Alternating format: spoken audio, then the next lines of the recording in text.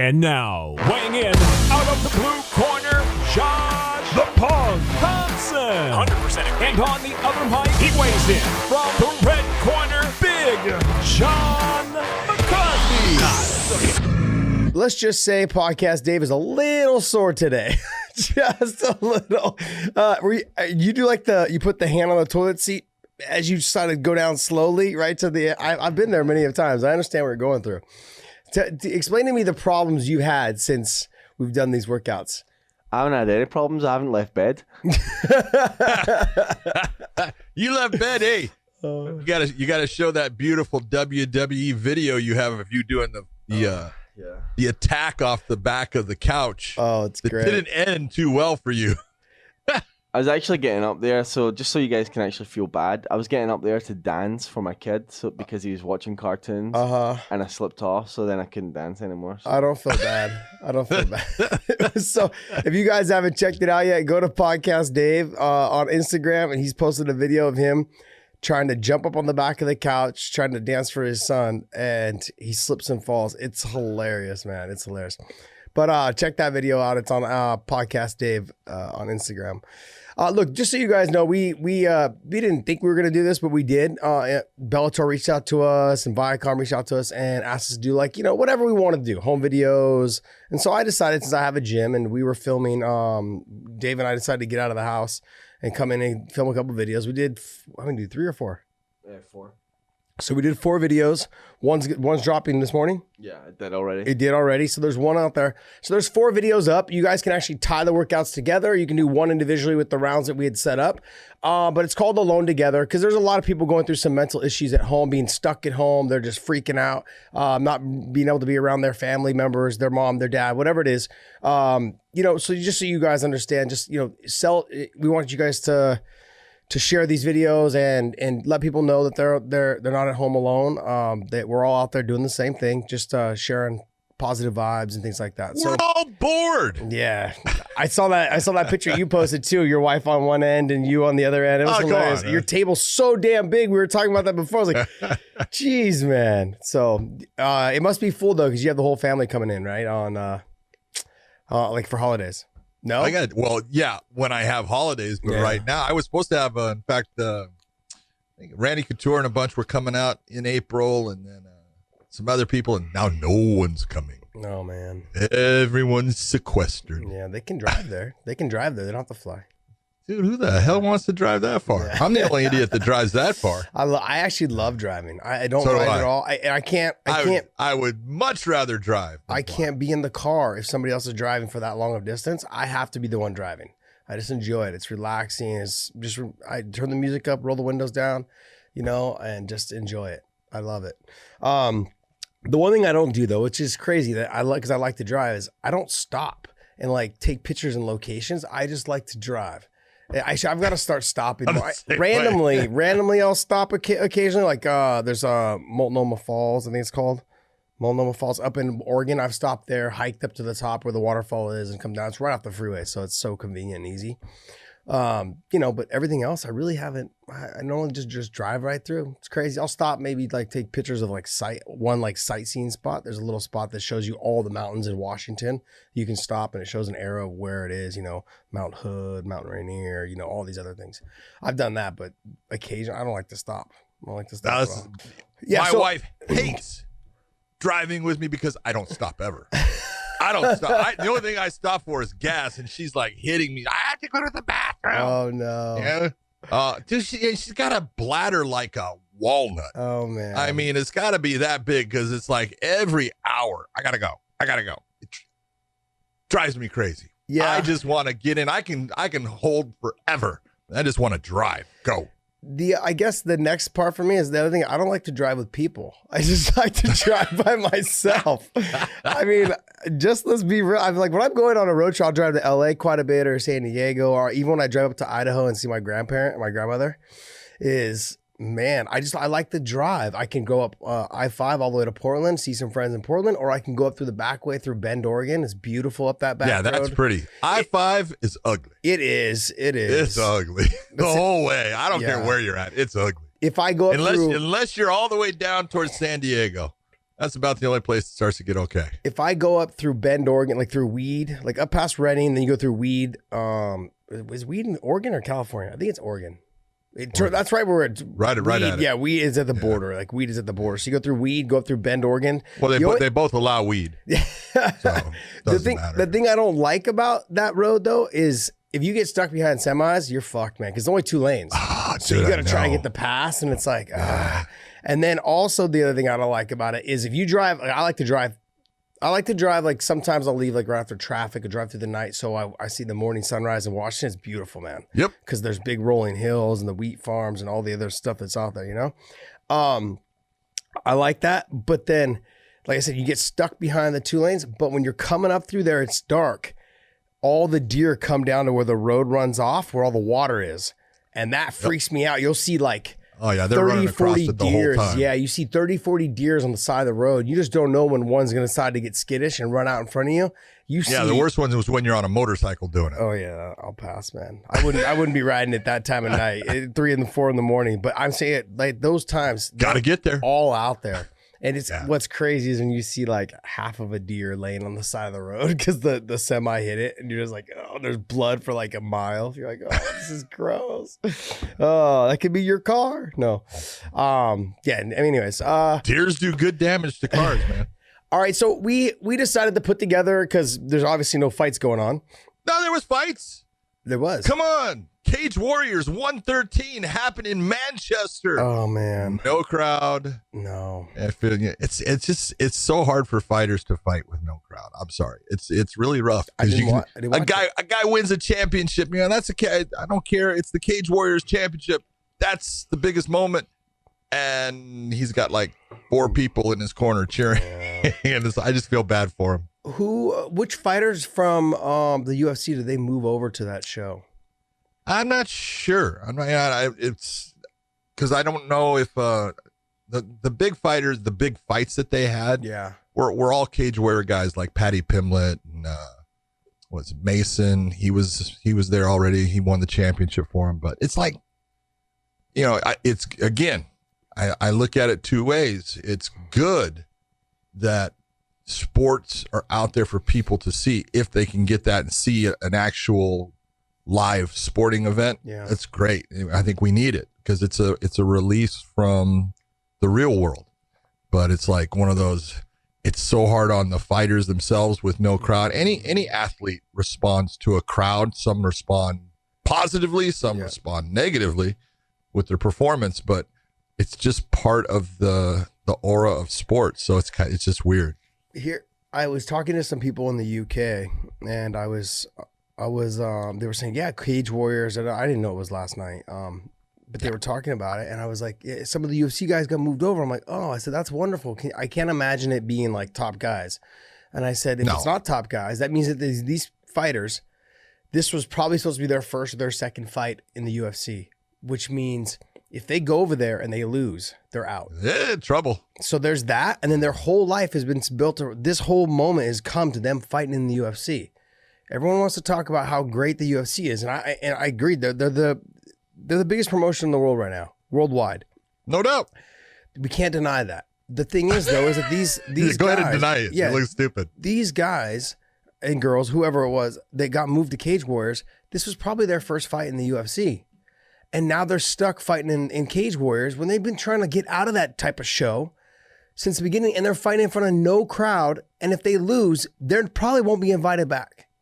And I feel really bad for like those ones because they went there, and this could be it. Like, oh, that was your chance. You know, you fought in Cage Warrior and no one really even saw your fight, and you're gonna have to probably fight 3 or 4 more times, get some wins just to get back in. And that was their opportunity and their chance. Maybe they would have performed better with the crowd. Maybe they would have rose to the occasion better if it was they walked out. Just the energy, and I don't know, but I'd hate to see those fighters not ever get their chance back again in a situation like this. It sucks. I wish I haven't been there. You know, you haven't been there. I haven't been there. But I've been in that scenario where it's like, look, you got to win this fight. I can't actually say I have been there, to be honest. I got signed by the UFC. Then I got in a bunch of trouble. and I had to leave for a while. I got signed. I hadn't had my first fight yet, and I don't know if many people know this, but I got in trouble and I went to jail for quite a while, and I got out. That's why you don't fight outside of the cage, dummy. Very true. And so when I came back, I think I had signed the contract. Talk about the pot calling the kettle black. I'm sorry. When I came back, it'd been almost like over a year and a half. I had signed my contract to fight for the UFC, and so when I came back, I needed money right away, so I ended up taking a fight with WFA, and I fought Razor Rob McCullough, who ended up being the WEC champ. And I don't know if he ever fought in the UFC. I don't think he did. I think he retired. No, didn't. But man, you know what? Razor had some. Rob was a good stand-up Muay Thai fighter. Yep. Yeah. So I had fought him in WFA, and Joe Silva had called me. In the beginning, I don't think Joe really thought I was ready for the UFC, and Joe's like, "Hey, you lose this fight." He's like, "We got to cut you." And I'm like, well, son of a bitch. Thank you very much, Joe. Appreciate the confidence boost. Yeah, but the only thing was WFA paid me the same that I was getting paid for my first UFC fight. So I was like, hey, it wasn't like I was taking a pay cut. Sure, the name wasn't there, but we fought at, I want to say it was called the Aladdin back then, the Aladdin Hotel in Vegas. Yeah, we fought there. Well, at that time, the WFA, people don't remember, but John Lewis. Yes. Was the partner with a guy named John Huntington. John Huntington. Him and I are good friends still. Yeah, bro, no kidding. Yeah. Huntington used to put on some very big parties. Yes, he did. Yep. Very big. I met him through Chuck, because Chuck and I have been friends for that long. Yeah, 98, 99, I think 98, yeah. Yeah, I met John through, and then, he went on to own Huntington and Hart, the tattoo company. There. They had one at the Palms. With Corey Hart. Yep. No, not Corey. That was the... Carrie Hart? Carrie Hart. Yep, Carrie Hart. Yep, he's married to Pink. Yeah. Singer, yeah. Anyways, yeah, we're getting all... I think we're getting way off. There. So that was kind of the same type of scenario probably some of these fighters are going through. I don't know if they're getting paid, what they're getting paid and stuff. But anyways. I didn't even look at it that way. I'm looking at least they're getting a chance of getting a payday, getting some money in their bank account so they can make it through this troubling time. I'm going to bring up one thing. I'm looking at the, MMA websites have nothing to write about. So now they're like going after, the UFC and Endeavor are in trouble with the creditors, and that Viacom with Bellator is doing the same thing. It's like, hey, if this sticks around, who do you think's not in trouble, dude? Of course the UFC's in trouble. They have to put on fights. That's how they run their business. Why are you trying to make something up that right now has nothing to do with anything? Stop. Don't go after them like that. There's not one fight promotion, not one. Yeah. That right now financially isn't in a pinch. Yeah. Yeah, because you got to remember these guys, their contracts. So those guys at home that don't understand how these contracts work, they're signed for a duration, like a certain amount of time, or fights. So whichever one comes first, they have to meet that. So like 3 fights in a year. Let's just say, make it easy math for people. 3 fights in a year is normally what the old contracts were. Now it's more. I want to say it's like 3 or 4 fights in 18 to 24 months, 2 years.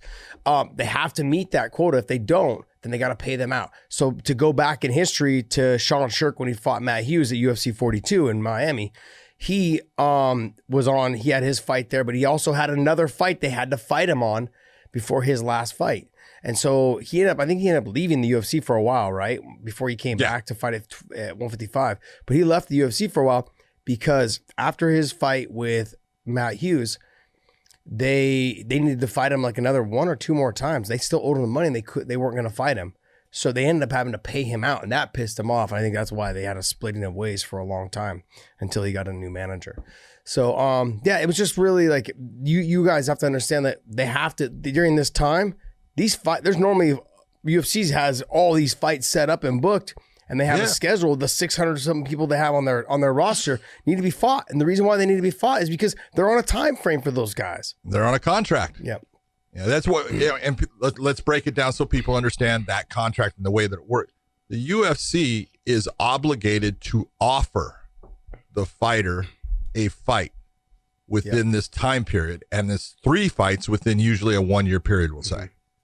Now, if the fighter doesn't take the fight, then they don't owe him that, and it just moves on. Extends their contract for 4 to 6 months. Exactly. Yeah.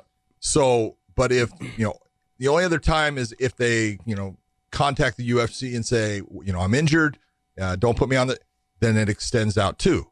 But the fight has to be offered to him, because if the UFC can't offer that fight, they automatically have to pay the fighter for that fight without them fighting. Yeah, now a lot of those fighters will not take that chance like Sean Shirk did, because then that puts them in the bad graces of the UFC and Dana and whoever. That's a choice. That's a choice. So, they won't do that. But let's be real. Like, the UFC will do that to you. If you turn down a fight, they will extend your contract for 4 to 6 months. Yeah. I want to say like Paige Van Zandt right now is going through it because of her arm, and then she's healing, whatever it is. But I don't know if she's turned down a fight or whatever. But her contract now, since she is not able to fight, is being extended. Yeah, she had a fight scheduled and then was injured again, or it was the same injury that recurred. So it got extended. And as soon as you say that that's fair to the promotion too. Yeah, it is. It is. As soon as you say you're injured, then the contract is extended. If you say and the reason people say, well, that's not fair. No, it's fair because it works both ways. You'll get some fighters that will sit there and say, okay, I'll take the fight, knowing that they have one fight left. Yeah. And then as the fight gets, I'm injured. Yeah. And then it would leave the promotion hanging where that person just actually worked their way out of their contract. So that's why it extends. Yeah. All right, so look, we put together a list of a fight that has the best round. I don't know how to say it. I was going to say best rounds, but it's not best rounds in MMA history. The best rounds in MMA history, but there you go. The best round, actually, like whatever you think is the best round. It's not rounds. It's one round in whatever. One round. Fight. One round per fight. Yeah, it's kind of a tongue twister to say that. I was trying to say like best round that we've seen, and I know we're going to agree on one because we've talked about this fight before. But we're going to play a little guessing game. You're saying you wanted me to guess. You're going to start calling. I don't know how you're going to do this. I'm just going to guess, and hopefully I get it right. Tell me what you're thinking. So are we saying what, top 5? Yeah, I mean I only came up with 4. But I mean, top 5. That's not top 5. I know. I'll give you one then. Okay, you give me one. Because it sounds like you have plenty on your plate. I got plenty. Come on, man. It's just a matter of thinking. It takes me like 2 minutes to think, this is the best one. This one. Here's my qualifying factor. What a guy. No, it takes me like 2 minutes to think. God, you have like 10,000 fights to go through. And in your mind, it's just like a Rolodex. Come on, you remember the ones you go, boom. Because I'm going to qualify it this way. I'm going to say that I'm not going to use fights that went more than one round. Oh, wow. There were fights like Leonard Garcia fought the Korean Zombie in the WEC. See, that was one of mine. Incredible. In the second round. That was one of mine. Boom. I mean, just fireworks. They were just killing each other. But the fight went on, and it had other good rounds. And so Robbie Lawler and Carlos Condit, when they fought the 5th round of that fight, you talk about just guts and balls and guys going for it. It was just phenomenal. But I'm going to go with it had to be just the one round. Okay. All right. So this is not my number one. This is the first one I'm going to talk about. Am I guessing or are you just talking about it? You're guessing. Okay. So I'm going to give you one word clue. If you need more, you tell. Okay. Pride. Oh, there were so many of them in Pride. No, there wasn't. There was lots of don't one build round. It up more one than it round. Was. One round. Well, it could be this 10-minute round also for most of them. Yeah, you're right. You are right about that. Here's the thing is, I don't even recall if this fight went the one round. I just know it was like one of the best fights and funniest. I'm gonna go with the Don Fry one. Don Fry who? Don Fry with come on, what's his name? Takayama. Is it Takayama? Yes, okay. That was absolutely probably 2002, June of 2000. I think it was Pride 21 or so.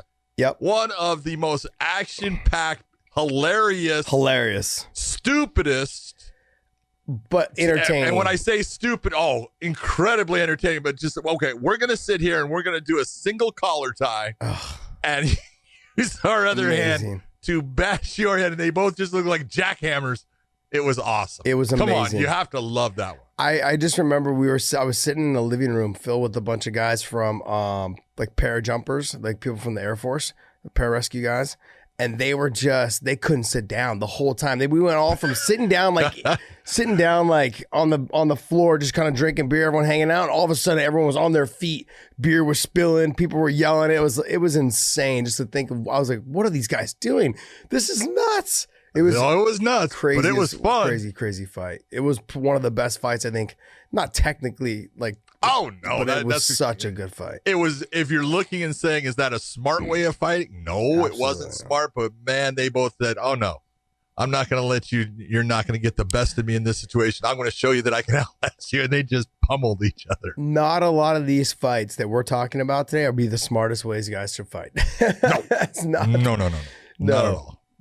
All right. The one that I know that we're going to probably agree on. I'll get that one out of here now. Strike Force. Oh, come on. That's got to be the number one in my opinion. Really? You think that's the number one? I think it was pretty damn close. It's got, and there, when I talk about like the Leonard Garcia Korean Zombie, that was an incredible round. Yeah. But it just doesn't go into that one round thing. But if you're looking at a 1 round fight, Paul Daly against Nick Diaz. Nick Diaz has 2 that were incredible. And again, it wasn't a 1 round, so I didn't use his fight against Gomi. Mm-hmm. But it was incredible. It was incredible when Gomi is winning the fight, but knows I can't go any farther. I'm in trouble because he had Nick all cut up. Yeah.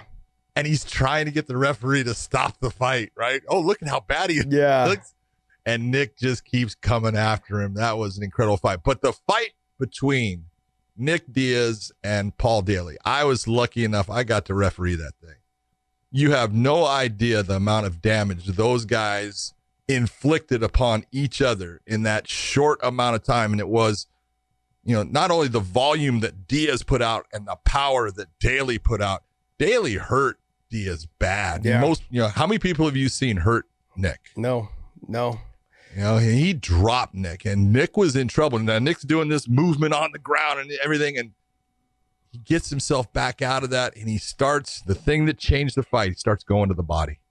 Yeah. Nick Diaz had a body attack, and he just ate up Paul Daly's body to the point where, being the guy that's, close, I hear all of the air go out of Paul on a body shot. And this is what says everything you need to know about Paul Daly. Most guys get hurt with a body shot. You're going to see they start to retreat, start to back off. Yeah. They start to move out to try to get that air. Paul Daly just grunts down and sets his feet and starts swinging. And then I go, you are absolutely a fucking savage. You are nuts. Because, man, I would be getting out of there trying to get air. And he just sets his feet and starts swinging back. And that fight, it went almost the 5 minutes. But one of the greatest round overall with everything that happened. Both guys being hurt. Incredible fight. Yes, that was the very first fight that UFC owned. They owned Strike Force. Yeah, because Dana and Lorenzo were sitting cage side for that. I remember with Strike Force shirts on. Yes, with at least Dana was. This is hilarious. That to me was probably hands down one of the most exciting fights, even though it only went 1 round. I'm going to be a little bit of a homer. I'm going to talk about myself. I thought my second round with Gil, the fight that I lost, I thought that's the only round that people talk to me about. Second round of your second fight. Yeah, second round of my second fight. Another one that I love the round. Yeah. It was incredible, but that fight went 5 rounds. It did. But almost all, I think in that fight, I was out to prove that I could break Gil, because I felt like in the first fight I did. Because I think the first fight was like 50, 40, 40. I don't know what the scores were, but it was a couple 10-8 rounds. It was 50. I think it was 50-45 on 2 and 49-46 on 1. Oh, gotcha. Okay, so like it was. I was like, I can beat him. I can break him and do it again. Because it had been, I hadn't fought since that fight. That was my first fight back. Was fighting him again. And I was like, oh, I can break him. And I figured he'd slow down like he did in the first fight. He came 100% prepared in that fight. And I was like, in the 4th round, I'm like, dude, he's not fading. And I knew I was in trouble. There was a moment there where he had kicked me in the groin or kneed me in the groin, something like that. And I needed a second to get my balls back. And I look over and he's over in the corner He's over in his corner, not in his corner, but off to the side. Yeah. He's off in the neutral corner on a knee. He's on a knee and he's taking deep breaths and relaxing. This kid's too focused right now. I said, fuck. So when I came back after the round, after fourth round, Bob's like, he's like, you need to knock him out. Go out there and knock him out. If you don't knock him out, you lose your title. And I was like, oh, fuck, man. So I went back and tried to knock him out in the beginning of the fifth too, but then I gassed myself out, like I think with 2.5 minutes left in the fifth. And we were just like kind of standing in front of each other, kind of. Anyways, but I felt like the second round was one of those rounds. It was outstanding. It was one of those rounds. Everyone just, every time I talk to someone, dude, your second fight was Gil. That second round was insane and da-da-da-da. And I was like, yeah. I thought for sure I'd be able to break him and it didn't happen. It's just one of those fights, man. I wanted to go out there and prove that I was the best at the time and just couldn't get it done, man. Sucked. But it was, I do look at that fight though. And I think about of all the fights that I'm most like almost all the fights that I'm proud of, like the Hermes Franca fight for sure, because in the third round I got dropped and came back and still was able to get up and finish the fight strong, but I had won the first 2 rounds. But then that fight with Gil was, to me, was the fight that just like, you can't ever say you didn't leave it all out there, you know. And I look at the Tony Ferguson fight also, like that. There was never a moment in that fight that I was like, oh man, just tap, give up, and there was moments I could have like fucking been done, you know. So it just was never a moment. I think I look at fights like that for me, and when I'm now that I'm done fighting, I go, I'm more proud of myself. You know, and I think as fighters, you look for those kind of things. You're like, okay, where in my career am I happy with what I did? And where in my career am I disappointed in myself? And I don't know. I think athletes look at themselves like that. Man, I was so good. And then I did this and I was so good. And so that was, to me, that was one of those rounds. That was a round I look back, and even though I lost that fight and probably lost that round, it was still a fucking fun fight. One of those fun fights. Not a smart fight, but a fun fight. It might be true. You know, it's funny because as referees, we talk and we'll have fights that, man, that one's special. Mm-hmm. And I can tell you that Josh Rosenthal did that fight. Yeah. And he came out of the cage and he goes, God damn, he goes, I'll never forget that fight ever. That's awesome. And it was that good. It was a great fight. That makes me feel happy. You know, like I don't hear those type of things. So, like I said, now that I'm retired, even back then, it never was really sure. Of course, everyone wants to win. But it's not always about winning and losing. It's about like how you are as an athlete. If you feel happy with how you performed. I wasn't happy with my mindset of like, just do it this way. And I was stubborn. I wasn't listening to my corners at all. They were trying to tell me, you know, but I still fought however I wanted to fight. It made me feel good about it at the end. I was like, hey, it was one of those fights, man. You left it all out there. There's no doubt about that. That's what, if you can say, I gave it everything I had. Yeah. I threw everything I could at him and he just was the better guy that night. There's nothing to be ashamed of. You did your best. That's all you can. All anyone can ask for. Yep. So, we talked about it in a second, but my last fight, because I only had 4. My last fight, I threw the wrench in there with mine because I'm a little bit of a homer. But my last one was the Diaz and Gomi fight because I was in that arena that night and fuck was it crazy. It was insane. It was a great fight. It was just one of those fights where, and Gomi you could tell was the smaller guy. But he had the power, and he was having his way in the beginning of the fight, and then he just gassed out. And all the rumors that were circulating and speculations that Gomi was out partying that whole week, was at the club until like 2 a.m, hanging out because he had never been to Vegas before, and so he was out hanging out, and he was at the clubs, and then it all just kind of came down to that fight and how it all happened. I don't know if any of that's true. But I just remember, and even like to this day, people still talk about like, yeah, he was out partying like that whole week. And then came in and still had a great performance, but then just gassed. He was begging the referee to stop that fight, man. And Nick is not the guy, nor is Nate, to be trying to gas out on. No, it wasn't the first Gogo Plata, but I think it was the first Gogo Plata in a big fight that people saw. And, you know, Nick locked on that Gogo Plata, and I was there too. And it was like, oh, it's over. You know, he's got him. You know, at the time, God, I wanted Nick to win. Yeah. I wanted Nick to win so bad in that fight. You know, and it was like, and sometimes Japanese do sometimes things. It's like Gomi was known as the Fireball Kid. Yep, that was his nickname. You know, and then Japanese guys not only will change their nickname, they'll actually change their name. Like Cal Uno changed his, and but he changed it to Little Rascal. And that was the thing. I go, I can't have a guy named Little Rascal. Dude, you changed your name to that, man. You don't deserve to win. I want Nick. That sucks. But that was a great fight. It was a great fight. What are the ones you have? Because that's all four of mine. We talked about the Don Fry was one of mine. So we're on the same page. I knew we'd kind of be on the same page. Yeah, we got a lot of mistakes. What's another one? All right, let's see. UFC 157. Okay. No idea. It was a first. First round? Of course, I said all mine I'm going to end up saying, but it was a first.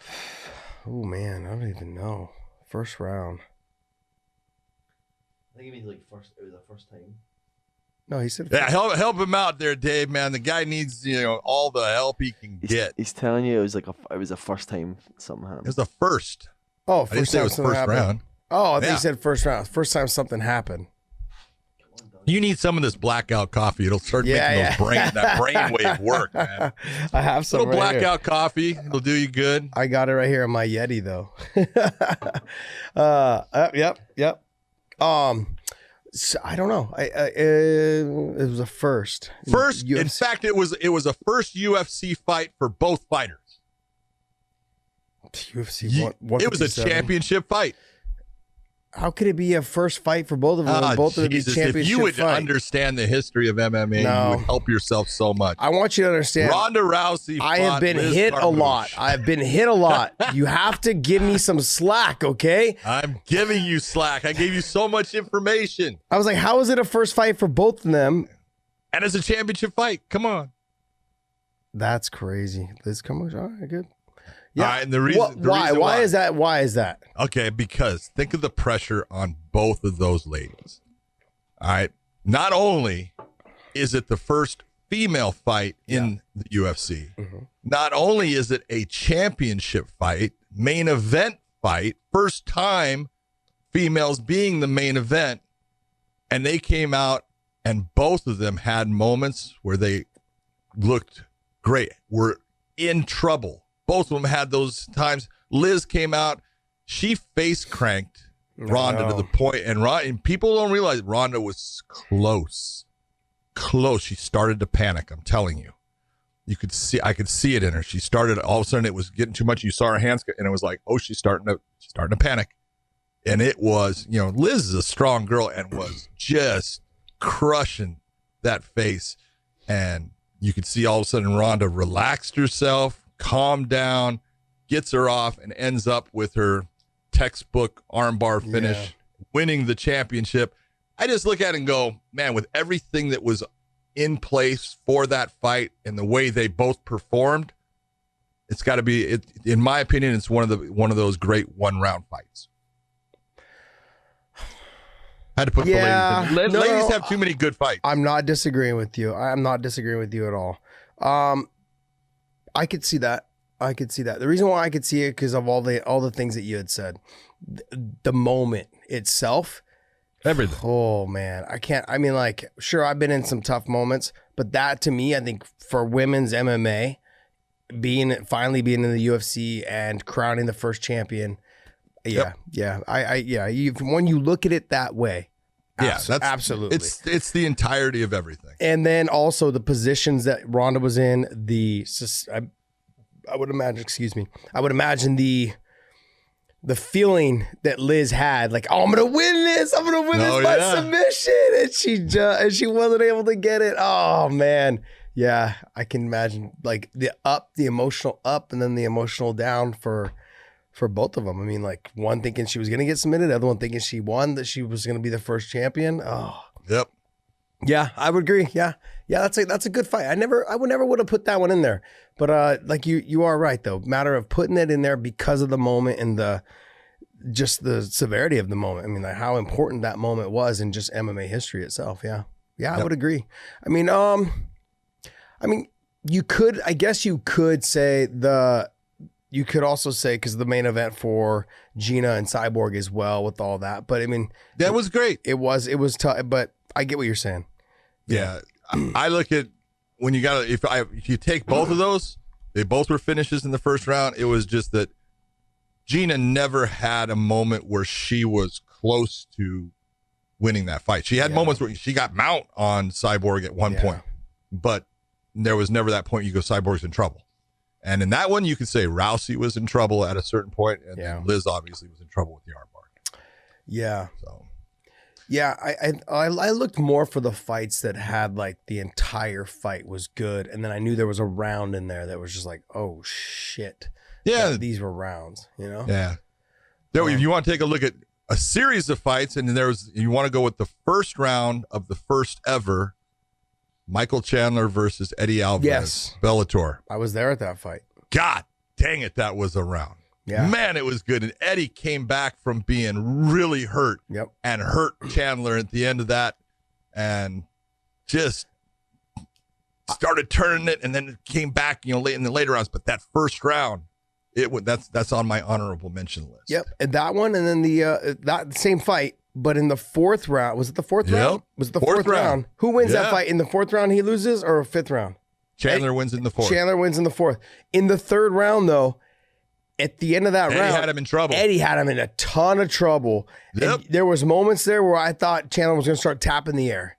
Like he just like started, he looked lost in a lot of that. And then he comes out and had a great start to the fourth round and ends up getting. He even had a better finish. Did he drop him or did he take him down? Yeah, he dropped him again. Jumped to his back.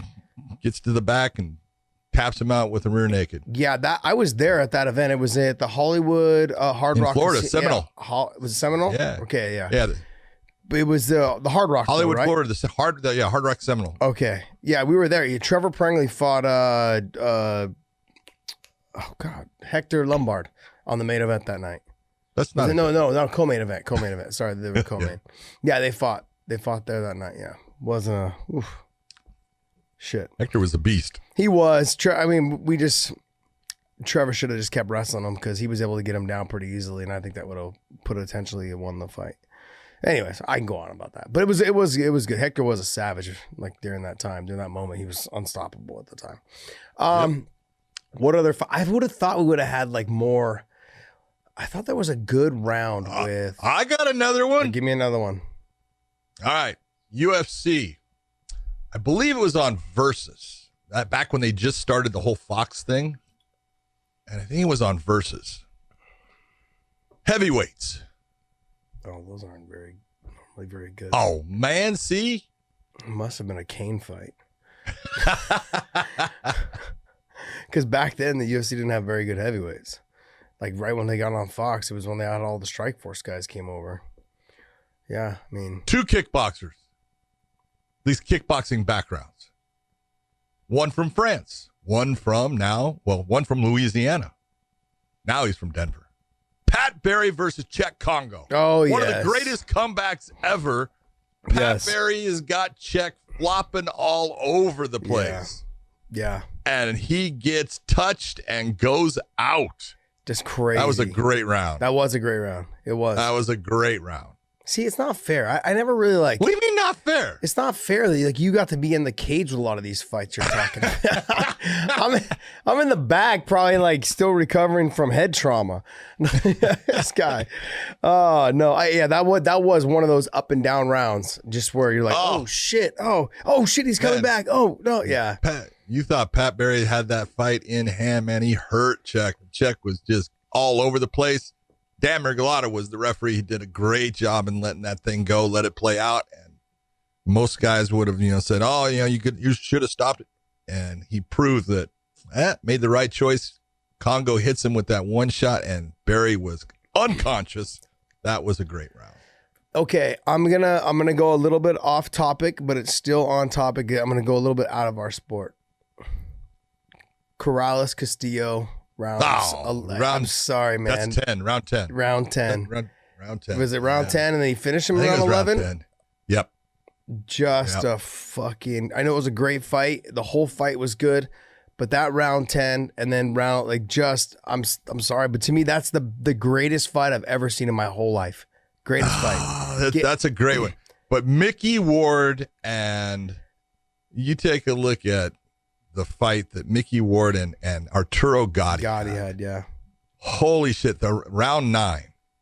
And here's a little known fact. Okay, right. Most people don't know this, and I'm trying to remember. Oh God, I'm looking at his face. The the referee for it. Just common for you to look at men's faces in your brain. Nah, man, I can see because he had a hairpiece, man. And it was always like, get rid of the fucking hairpiece, dude. But Frank something or other, whatever. Okay. But in that round, you know, Ward hit freaking Gotti with shots to the body that puts him down, puts him on his knees, and everyone's thinking it's going to stop him.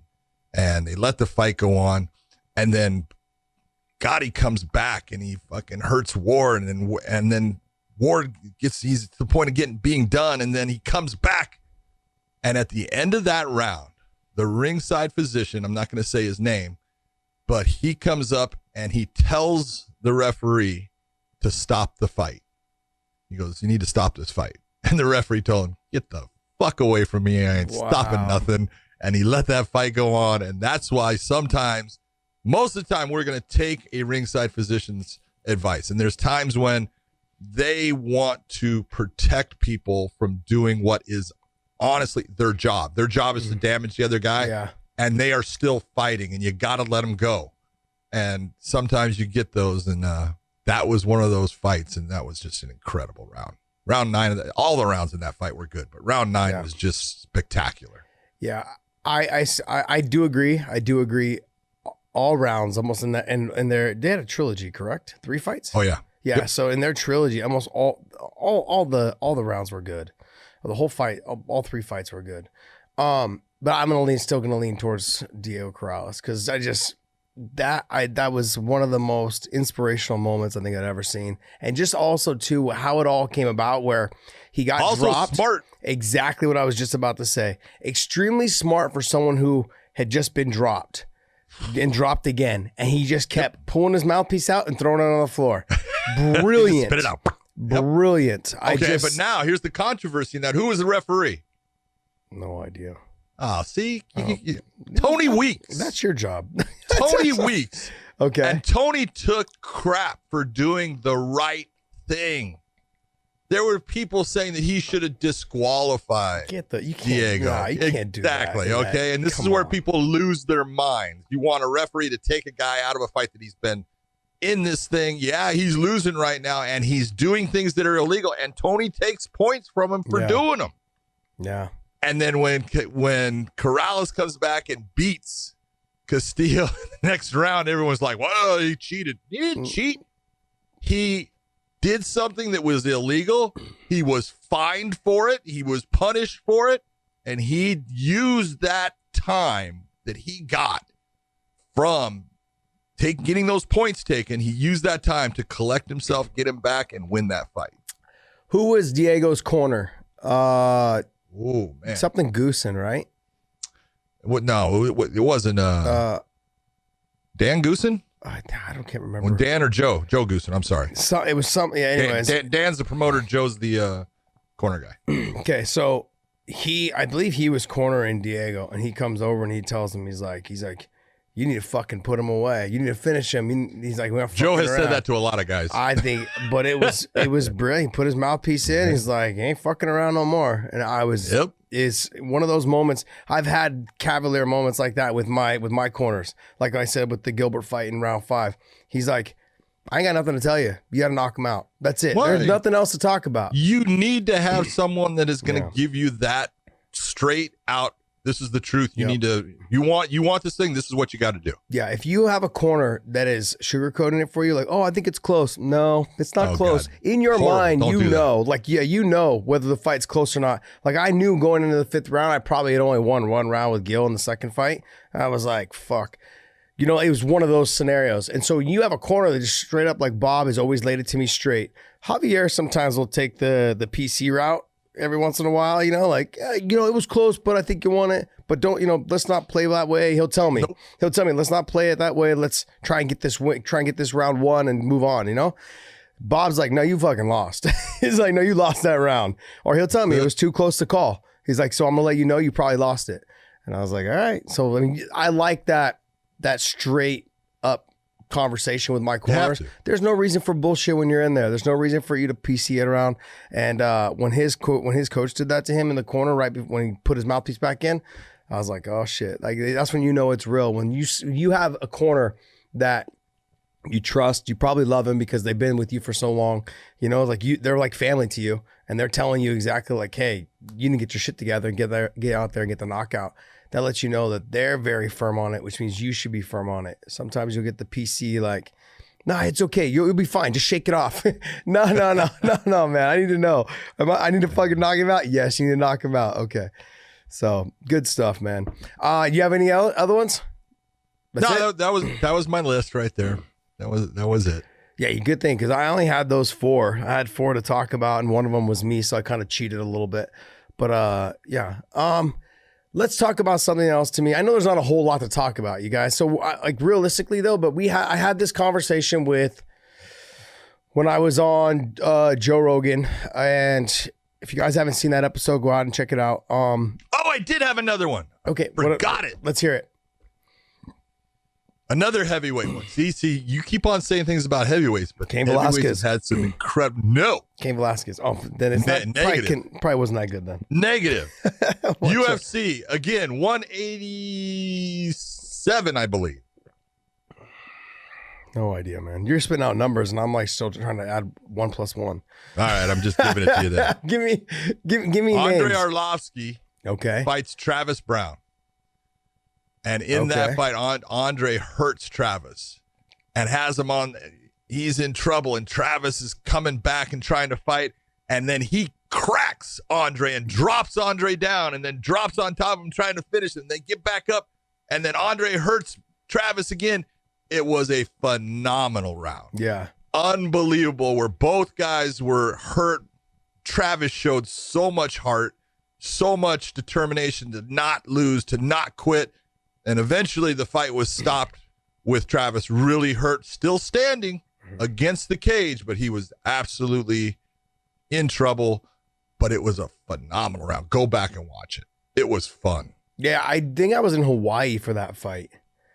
No. I was in Hawaii for the Travis Brown Verdum fight, I think it was. What's the fight where he was jumping around like he was fucking Dominic Cruz and then tore his knee or something, right? Travis Brown did that? I remember people making fun of him. He was like switching his stance, bouncing around a lot, and then he tore his knee out, and fucking people were like, "What? You're a heavyweight trying to move like fucking Dominic Cruz. What are you doing?" I can't remember what fight it was. Anyways, I remember like he caught a lot of flack for that. So the one last thing, the one other thing I want to talk to you about was I had talked with Joe about fighters having a hard time leaving the sport. Because I basically announced my retirement like a couple days after I went on the Rogan show. And I just I've had this conversation with you and we've talked about this a lot. Fighters have a hard time leaving the sport. And sometimes when they leave, they get depressed, they get down on themselves, but they need to find something else for them to do. Now, it can still be involved in the sport. Yep. I saw a post, and I'm a huge fan. I've always enjoyed watching his fights with John Wayne Parr, and he just signed a deal with ONE FC. I know. And I get a little nervous because I don't know how old he is, but I mean, he's got to be 44, 40, somewhere in his mid 40s. But the bottom line is, if you guys go onto his Instagram page, he had written like a heartfelt post about his wife had said something about her coming home one day, and she just was worried and concerned that she would, find him, lifeless, because fighting is who he is. But I keep going back to this, and I know it's probably kind of a weird time to bring this up because everyone's sitting at home right now by themselves. It's but I feel like you've said this, is that fighters identify as being a fighter. But you need to get out of that. If you want to move on with your life, I'm not saying you can't be involved in the sport. You can still coach, you can still corner. I just don't want to see anything happen to any fighter, especially as they start getting older, because these young guys don't care. All they look at you is like a name, a feather in their cap. You're a pelt. Yeah, and you're another notch on their bed frame. That's really what it is, or their belt, or whatever it is you want to say. I'm sure ONE will take care of him. And give him, I don't know if they're going to give him easy fights, though. I don't think so. But I think they'll give him a couple fights, to kind of, keep his pockets lined. But there's got to be something, I think, in return. He's probably either teaching over there at Evolve or whatever it is. Look, I just feel you got to get out as an athlete, whether it's MMA, not MMA, whether it's MMA or football or basketball or kickboxing or, he's done boxing matches as well. Yep. You got to get out. Last fight was a boxing match. Yeah, you gotta find. I've said your new life's gonna cost you your old one is what I've continued to say. Like I've had to let go of the fighting part of it, and if you really want to make an opportunity and a chance for you to move on in your life, period, you need to leave it all behind for a split second. You can get really good at something else in a year. I mean, I had only been training like 6 months, and I had my first fight. Then I trained another 6 months, not even 6 months, like another 3 months, had another fight. Like fighters, it's an addiction, but we can get good at anything we want. What you just said. Thank you very much. How many times we have argued about that, you and I, and people don't realize how much we talk about stuff. And I had said, hey, look, fighting's an addiction, and you got upset with me for saying that it was an addiction because that bothered you. Yeah, because it's like that means you're not in control. That means you can't control it. And some guys can. A lot of people can drink, and some people can't. Some people can actually take recreational drugs, and other people can't. And fighting is no different. It's an addiction for some guys. They need it. If they don't have it, they don't have a purpose in life, at least in their head. And John is one of those guys, and I love John. He is such a good person. You can go. He has had fights, and we've talked about those where he looked like he came out of a knife fight. He had so many scars going up in one of his Muay Thai fights. Yeah. I refer to him as the hockey goalie from like the 40s or something like that before they wore masks. Yeah, I mean, looked like he got hit with a. But this is a guy that he's got kickboxing wise. I believe he's at 99 wins right now. And at 99 wins, I think, that number 100, like I said, his last fight was against a hometown hero in Australia, Anthony Mundine, who is, he's past his prime in boxing also, but they had a boxing match. John Wayne Parr won that sucker. And, I thought, okay, he's going to walk out. He said, this is it. I'm done. And I thought it was great that he got that win, especially in the sport. He had a good boxing record also. But I think he wants that 100. Hopefully that's what he's really going for, and he's not going to just continue on. There's too many guys in the kickboxing world, and some of them are fighting for one. So then they cross over both ways in kickboxing and MMA. Yeah. And most of them are young guys. Most of them are really good. Now, it doesn't mean that John doesn't have the experience and the savvy to stay with them for portions of the fight. Yeah. But man, speed is hard to deal with when you're getting older. And it's the one element that I always look at, and it's just not a good element right now for John, is that he has slowed down. You can see that he's slowed down because he's just an older guy, but he's got a ton of experience. And I hope, if he ends up doing this, gets his one fight, gets a win, and he's able to walk away. He's got a daughter that fights. I believe his son fights now, or is coming up into the fight world. I know his daughter is, and she's doing Muay Thai fights, over in Thailand. Hey, everybody wants your knowledge. Everybody wants to learn something from you. You can be part of this sport. And it's like you're saying, you have to give up your old life to start your new one. And that doesn't mean you have to change everything about your life. It doesn't mean you have to get rid of the fighting. But like you're saying, you gotta say, okay, if I continue to jump back into this old life, I can't start this new one. No. So it's never going to happen. You've got to make the jump. And it's the jump. And I tell people all the time, hey man, if that's what excites you, jump, go do it. Yes, you could fall. You could be like Podcast Dave off the back of a couch. You could definitely fall. Yeah. But you're never going to find out if you don't try to make that change. You've got to make that change. And hopefully John gets his one win and then makes that change to where his thing is about helping others become great. Well, then he needs to help his daughter and his son. I mean, I'm not saying he's not. I'm just simply saying, like, dedicate as much time as you do to training yourself into training them. And I've said this for years, that fighting is a very selfish sport. But when you have kids or when you have people that you're invested in that are relying on you, you need to stop You need to put your fighting aside and invest all your time into them if that's what you want to do. If you're into helping other people, it's hard to do it when you're still kind of focused on yourself. Like I said, that's that same thing where, hey, you're a halfer. Your old life is going to cost you, or your new life's going to cost you your old one. That doesn't mean you have to leave the sport. I'm still involved in the sport quite a bit. I just don't go to AKA and spar all the time. I don't go to AKA and wrestle and grapple all the time. I still go by there and I'll do a couple rounds. I'll still go by there and just shake hands and see the guys train, give a little bit of advice. I feel that you got to make you have to make a plan to like, hey, I'm going to do it this way no matter what, because the other thing is once you get away from it a little bit, it's hard to get back into it. Like almost anything, it's like once you're out of it for a while, it's like, okay, look, I can't get back in there. It's like I walk past the cage now and I hear these guys hitting each other. I'm like, ooh, that doesn't even sound fun. It just is no thanks. I'll pass,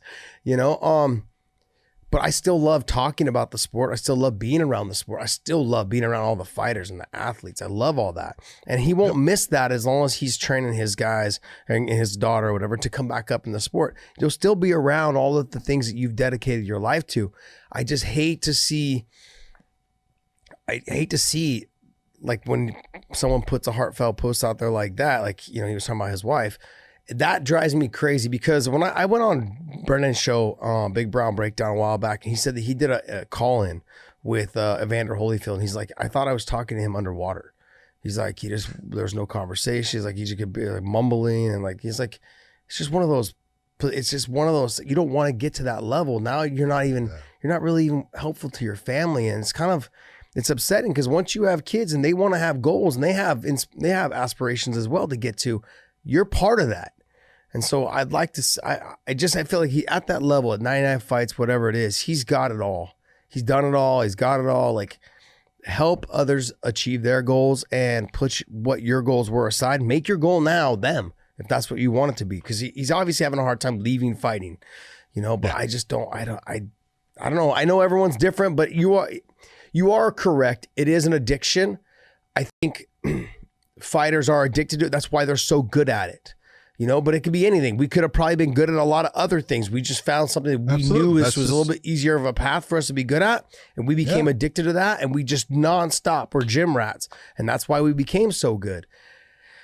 It's a very addictive. I think all athletes, whether it's Kobe Bryant, whether it doesn't even have to be athletes. Look at, looking at stupid here. When I got the chance to work with you and work with Bellator, I didn't say I retired from refereeing. Mm-hmm. I just said, I'm going to be doing this, and people are like, I got a ton of offers and I still get offers with quite a sizable amount of money to go do fights in other countries. And it's like, I had to give that life up. Yeah. That's if I start to concentrate on that, then I'm not going to be doing the best job I can do together. That's that point where you got to give up your old life to start your new one. Doesn't mean you have to give up what you know, how to do things, to talk about it, all of that. You don't have to give that up. But to be that person, you can't be halfway in, halfway out. You got to go the full thing. You guys at home need to understand, like when we go to fights and we're at the events, like all the refs that work these events and these judges, and they're constantly bugging the shit out of John. Okay. And just, what do you think about this guy? How should I watch this fight? What's your take? I've never seen this guy. Is he any good? And then even after the fight, how'd you judge that fight? How'd you do this? They're constantly on you and they're constantly picking your brain. But like you're like you said, you're not in that anymore, but you're still in it. You're helping them, giving them pointers, talking to them about, different scenarios and what could possibly happen and how they could have handled it a little bit different or how they handled it was perfect. I've heard you say that a lot. Like you handle it exactly the way you're supposed to. You've had high praises about all the guys that I know that you're close to. And, you've had some negative praises about them as well, but you're mainly on the high level, I know we talk about the bad because that's normally what everybody else is talking about. Like, fans want to hear like, hey, how come that guy stopped the fight so fucking soon? I mean, we got you got a little flack for, not you didn't get a flack, but the ref got flack. What was his name? Something McDonald. Jason McDonald? Kevin McDonald, and he was mad at you for something or whatever because you called him out on it. But okay. Whatever, it's okay. But I mean, like, it could have been handled a little bit differently. I think the fans knew that and you came out and said it. But that's the game. refs are going to be, they're human. They're up and down like judges, you know, and fighters are the same way. So, yeah, I just want to see him. Maybe you're right. Maybe he'll get the 100th win and he'll move on. Maybe that's all I can hope for. I mean, I definitely like him as a person. He's a great guy. If you guys follow him on social media, John Wayne Parr, he's got so fun to watch. One of the things that, you know, John has got certain things that he has basically created for his fighting style, and he's got a system. He's got so much to teach guys. Yeah. He's got so much knowledge in that head. He needs to just start. The competitive side needs to just settle down and go away for a while. Yeah. I don't have that anymore in me. The competitive side. I don't have it. But that's a good thing. Yeah, my nieces and my nephews want to, come on, I'll race you at this. I'm like, nah, you win. I'm done. I was like, my whole life's been competition, man. I'm ready. I'm ready for it to be. Yeah. I don't even want to compete in drinking games anymore. I'm like, no, I'm good. That makes you hurt in the morning. There was, what else did I want to talk about? There was something else I wanted to bring up. Do you have it up, Dave? Podcast Dave, his fingers are sore. Everything about him is sore right now. That's so great. Together alone together. You never listed anything? I thought I did. I sent a list to yeah, the rounds were on it. The rounds, and then John Wayne Parr, and then what else? Cage Warriors was on there. Oh, the Cage Warriors on there. Okay. Okay, I guess. Well, let's talk about this then.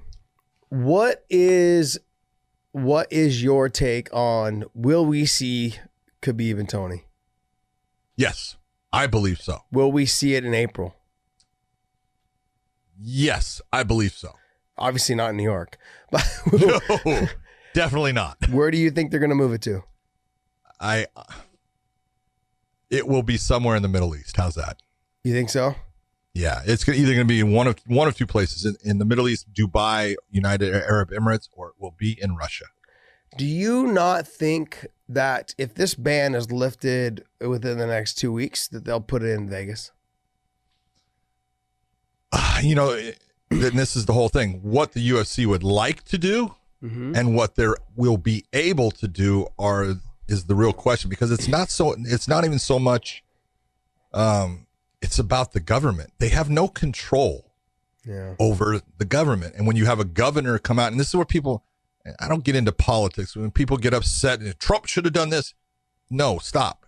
You need to understand, you don't want a president that has the power to do things in individual states. That's what a governor is for. But when that governor comes out and says, we are mandating a quarantine, we are doing this for this long, or we're shutting this down, you know, that's a position where, you know, that governor's not going to now say, okay, we're going to cut this back. They're going to put things to the point of trying to be as safe as possible.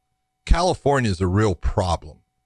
Okay, as far as you don't say, the size of it with the coronavirus and the amount of people based upon just population. That's why New York has got so many problems, and California is going to have so many problems. Yeah. And being that Nevada is right next to that, it's going to be a while before this thing lifts for the governor to say, we are saying that we allow the presence of public gatherings. And so I look and say, with the UFC, if they can go somewhere, be it to, you know, like I said, Dubai or United Arab Emirates or maybe Russia, and actually put on a fight with people, because just putting on the fight with people does something for their product. Yeah, it does. It adds to their product. And then they can also sell that to, you know, people on pay-per-view. And now the real question is this, and this is what people are not kind of thinking about. Hey, right now people are concerned about money. Yeah. So if you do this in April and we still have this problem, but you're able to put it on, how many people are going to put out the money for that pay-per-view? Yeah. It's not gonna, I don't know. It could be that it just sells huge. You know, we thought that sports was the thing when, you know, we were going to put out a product and there was no other live sports, and we thought that the UFC in Brazil would do, you know, great as far as, you know, viewership. And we found out, no, it was the worst viewership of a UFC on ESPN. Who the hell knows? And if people are having to put out money, I'm just thinking there's a lot of people that aren't going to put out that money. Yeah. A lot that normally would, that will not, based upon I just don't have that money to spend on fights. Yeah, you have to remember that even though we like to say we're not related to the boxing fans, boxing and MMA, they're kind of intertwined. You know, boxing, totally. Boxing fans are a little bit more hard. Like they're a little bit less likely to spend money on MMA events, but they have their favorites. They will do it. Yes. It just, they'll pick and choose who they do it for. But if they're boxing fans, will almost always buy the big pay-per-views, you know, in boxing because they're boxing hardcore fans. MMA will cross over. Our fans will cross. We'll buy boxing. We'll buy MMA. They're fight fans. You know, they're not just, because of boxing or because of MMA. But right now, you have to look at the demographic of who is probably our fan and what their financial income is. If you were to break that down, it's the ones that are probably having a hard time financially struggling. These people, our demographic of people, I think, that buy fights, pay-per-views, are the mom and pops that work the 9 to 5, that they, you know, they're plumbing all day or they're electrician all day. These are hardcore people that working people. Right. Like this is the back money. These are the backbone of America. And all of them are not working right now. You know, I mean, not all of them, but a big majority of them are not working. So financially, they've got kids probably to take care of. They've got schools to pay for. They've got whatever books and sports and things like that for their family. That is a priority over everything else. And so I can't imagine the pay-per-view doing well. And is that a chance that UFC want to take? That's the problem. That's the problem, because you look, and I always say, you know, parents, they'll give up just about everything to make sure that their kids have what they need. If they're good parents, yes. Yeah, well, and, you know, when it comes down to the difference of your kids having food on the table or I'm going to watch a fight, well, guess which one's going to end up happening? Yeah. Or, you know, your kids need something from school for their schoolwork that, you know, is now being, you know, required. That's going to get bought where the pay-per-view won't. So yeah, it's a big question, you know, especially if this goes farther and gets closer to that, you know, April date that they had, you know, they could move the date and, you know, shuffle it into, we'll say May or something like that. But you know, Dana has proven that, you know, hey, I want to put on fights, you know, and he's come out and he's been, you know, very stern and staunch. He called MMA media the wimpiest and weakest people on the planet. Says Dana I love White. that. I just cracked that one. Says Dana White. Oh, geez. And so, you know, but, you know, the reason he's committed to putting on fights is he has to. This is his job. Yep. And he's got to make money for his company because the parent company that owns them has been sucking all that money out of him. Mm-hmm. Okay, look at the UFC has been doing very well, but when you have a parent company that's taking all of that profit and putting it into another part of their business, you know, he's got a lot of employees to pay for. And we're not talking about the 600 fighters. We're talking about, think of all those people that are working for the UFC, not only in Vegas, but they have other entities around the world. You're talking about 600 or so employees that they haven't laid anybody off. You know, there's a whole lot of people that have been laid off right now, you know, and it's a time layoff. We're saying, well, we have to get rid of you right now. We'll bring you back when this is all over, but they haven't laid anybody off, you know, and those people are going to be getting their salary right now, except for the fighters. That's the one, because those are independent contractors, you know, with them, but he needs to put on fights so he can pay those people. Do you go out on a limb and make this a free fight and hopefully you can get money back on commercials? Oh, you can't. I know. There's no way. Because you have an idea of how much Khabib's going to make. Yeah, but can you? Here's the thing: can you do it with not sponsors, with endorsement deals? WME can bring in endorsement and ESPN can bring them, and you can run commercials. You can do it that way. That's what I would say is you would have to make that deal with ESPN based upon. Yeah. Look at ESPN paid the UFC already. Yeah, true. For all of these pay-per-views. So if ESPN would be okay with it, yes, you could. You could do it. Yeah. You know, and put it on free and try to, you know, just maximize the sponsorships and the advertisements for it and make your money that way. Possible, but I just don't know if they would do it. Man, that's a huge hit too. I mean, you're probably talking, you know, 2 million pay-per-views. I think in normal circumstances, I would say probably close to 1.8 to 2 million. 1.8 to 2 million, I think. Because what did Khabib and Conor did 2.4, correct? I think they did 2.4, something like that, somewhere around there. Yep. I would put Tony and him in normal circumstances, 1.8 to 2. You know, I think under these circumstances, you don't know. Like you said, the hardcore working backbone America is financially strapped. They don't know when they're going back to work. I'm not paying $65 or $64 or $70, whatever it is for HD to watch this. $70. That's crazy. And just, I feel like I think to show the type of company you are, and you want to be considered you are considered the biggest MMA company in the world. This is one of those situations where you put profits aside and you say, hey, look at you making business decisions for the UFC. I know, but I don't know. I can't say. I can't say. I don't know. I would hope. I mean, here's the thing. I had hoped the UFC would pay all the fighters from the London show, and the London people had called me or reached out to me, a couple of them, and said, I haven't been paid yet. You know, so maybe when the dust settles, we'll get paid, or maybe they're going to rebook us right away. But none of them got paid, except for the ones that fought in Cage Wars. That sucks. That's harsh. That sucks. And people are criticizing, like, oh, you know, that like, you know, Bellator guys, they actually weighed in and they deserve to get paid. I'm like, these guys paid for their camp, though. The camp is not cheap, man. But you're looking at people talking about basic history of fighters getting paid. And once they've weighed in, if their fight gets canceled and it's not their fault, those fighters, be it for the UFC or Bellator or anyone else, for the most part, have always gotten paid at least their show money. Yeah.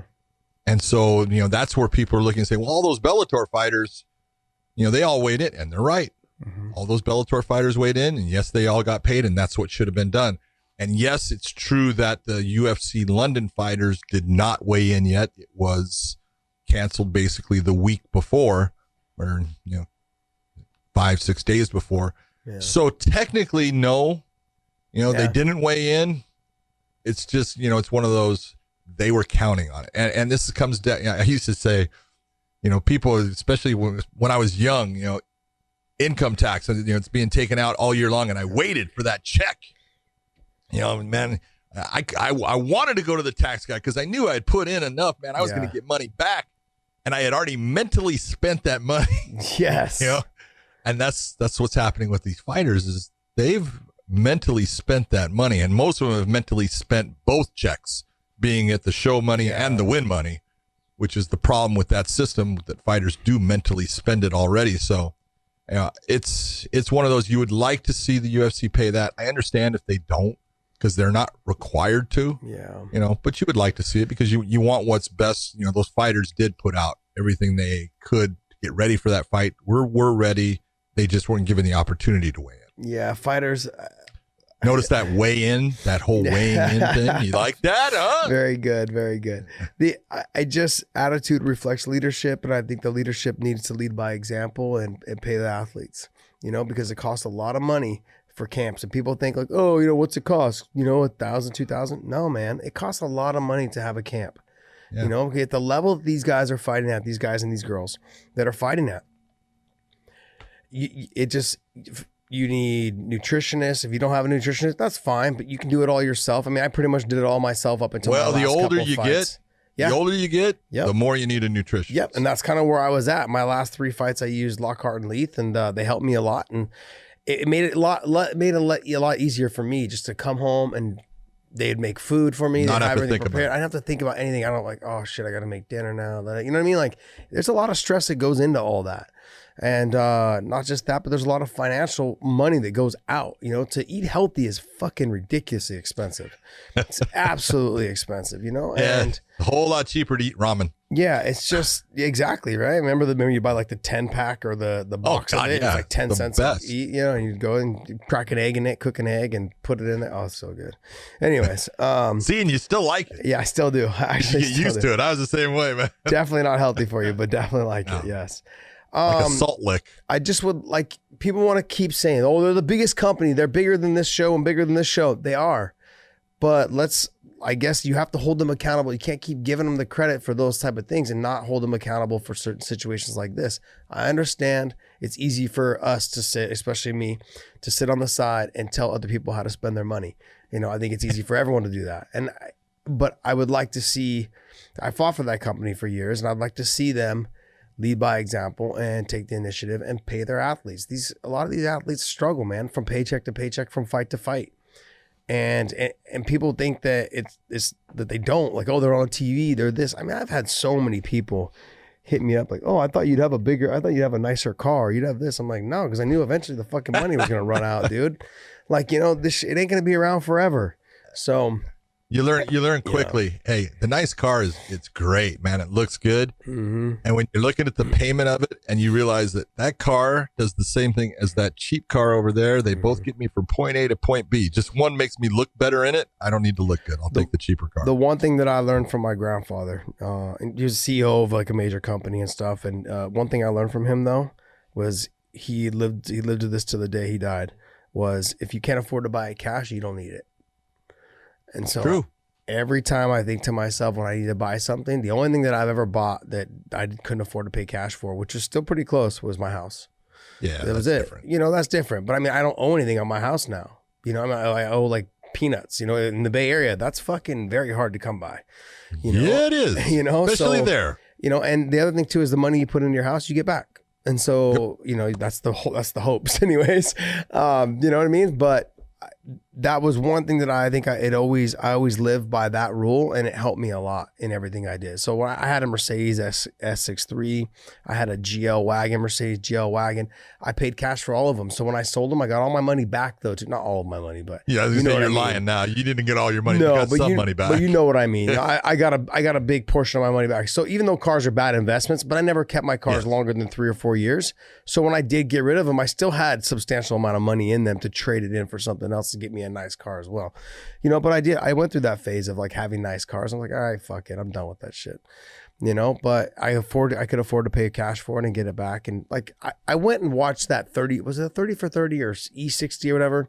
It was called Broke, with all of the NFL fucking players. All NFL players. And it had a list. It had a list at the very end of all athletes, like top soccer players that were making like $200 million for like 3-year contracts. Fucking insane. Soccer players make way more than anybody. Oh, fucking crazy money. Insane money. And I'm like, and I see soccer players on there, and I see basketball players, and I see football players, I see baseball players. I'm like, if these guys can burn through hundreds of millions of dollars, Mike Tyson, hundreds of millions of dollars, why can't I burn through what I made? Like, maybe a little over $1 million something. You know what I mean? Like in my whole career, maybe made over like maybe $1 million or something. Of course you're going to go through it, especially living in the fucking Bay Area. Just financially be responsible, I guess. It just was one of those things anyways. Yeah, that was something I worked with I went through my mind for years, just making sure that I could always, if I couldn't afford to buy cash, I didn't need it. Well, you got good advice. I did learn something from that movie. What was it called? Blindside. When she's like, if you don't love it on the rack, you're not going to love it any more than you love it on the rack. So if you don't love it now, don't buy it. Because I found myself just walking in the store. Oh, that's kind of cool. Didn't really try it on, just bought it, got it home. I was like, fucking hate this thing. Take it back. And most of the time I never took it back, and it just sat in my fucking house. And now I still have stuff with like fucking tags on it that I want to get rid of. I just donate it all, because like, if you don't love it on the rack, you don't really like it. So that's another thing. Like when you're walking through the store, if you don't love it when you first see it, you're not going to love it any more than that very moment. So don't buy it if you don't love it. Yep. That's another thing. I guess I had little tidbits in my mind to keep myself from spending money, because God knows I could do it if I needed to. I don't spend money. Yeah, you live in the middle of fucking nowhere in Tennessee. I don't spend anything, dude. My wife spends it all. Yeah, that's it's just so funny. 4 years, you got to figure. I've been married 35 years. Oh, 35. God help your wife. That's why I'm 75. As God, you would say. God help your wife. Oh, are you kidding? The luckiest thing that she ever did. Oh, geez. Okay. And when she turned 50, I said, I got to turn you in for 2 25-year-olds. Yes. Right? She goes, you couldn't handle 2 25-year-olds. I said, yes, I can prove that I can. Let me try. But then when I got to 30 years of marriage, I said, dude, at 30 years, I should be able to retire from this. Yes. at 30 years, you should be able to retire. Do you want And she it? goes, good. I'll get 50% then. Right? And I said, fucking A, that means I get 50% more than I'm getting now. Let's do it. That is true. That's true. Never worked out for me. That's hilarious. Yeah, that would be funny. I could see you trading somebody in for 2 25-year-olds. Yeah, come on. I think it'd be too much of a headache, though, man. Dude, are you kidding? Have you ever tried to talk to a 25-year-old? It's man. it's Not only difficult. that. It's difficult. Oh man, we've got some fighters that are 25 on our roster, and I'm having a conversation with them, and I'm like, sometimes it's hard. I'm just like, gosh, do you even know what the world is about? Nope. Oh no. All right. Well, hey, I guess that's kind of it. There's not really much to talk about.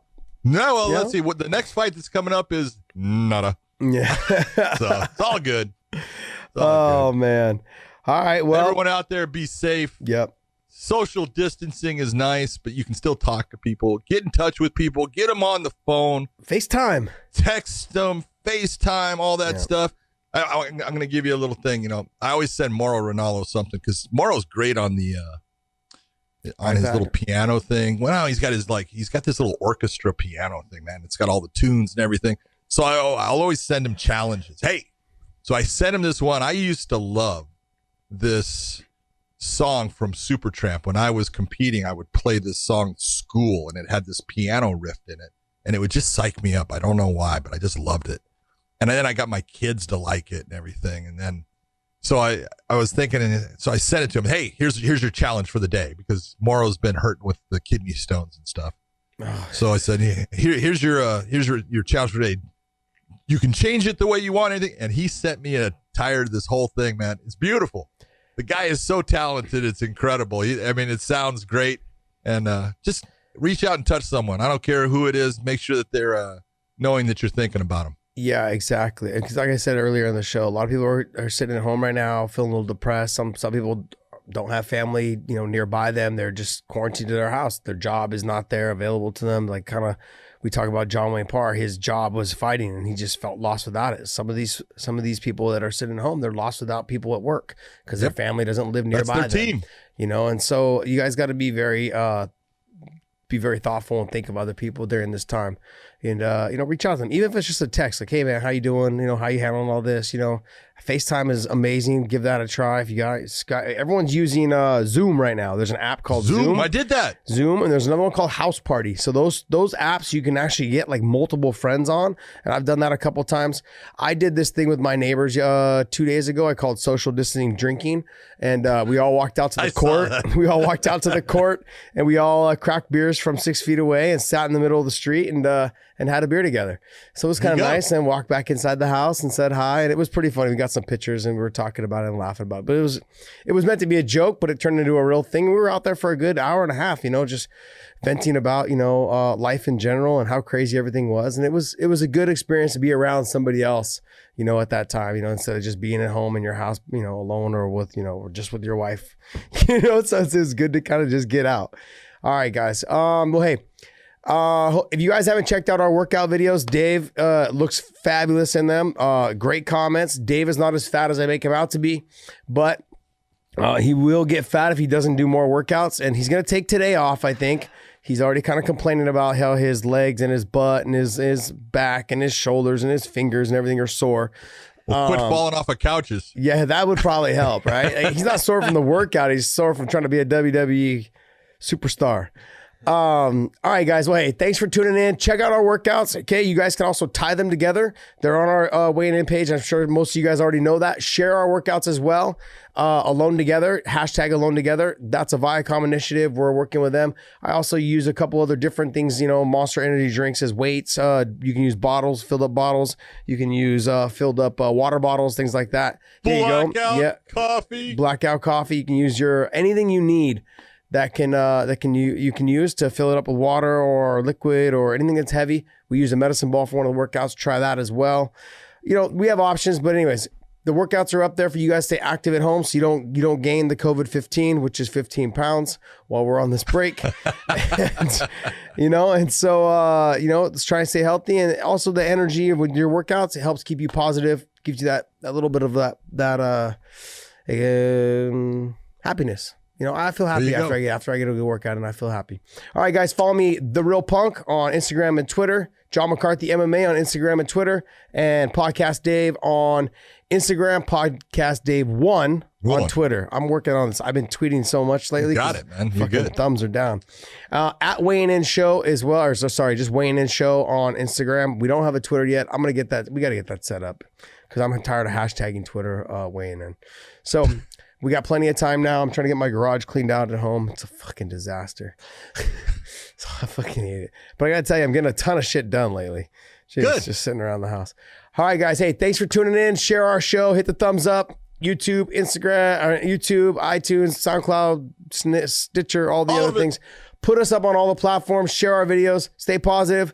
You guys, we're gonna get through this all together and help somebody. If you know somebody that needs something, like you have an elderly neighbor, you know. Yeah. Reach out to them, see if you can go shopping for them, pick up something for them, whether it's baby wipes, toilet paper, you know, canned foods, whatever it is. Do the best you can. So, all right. Good luck, you guys, and hopefully we'll see you guys soon.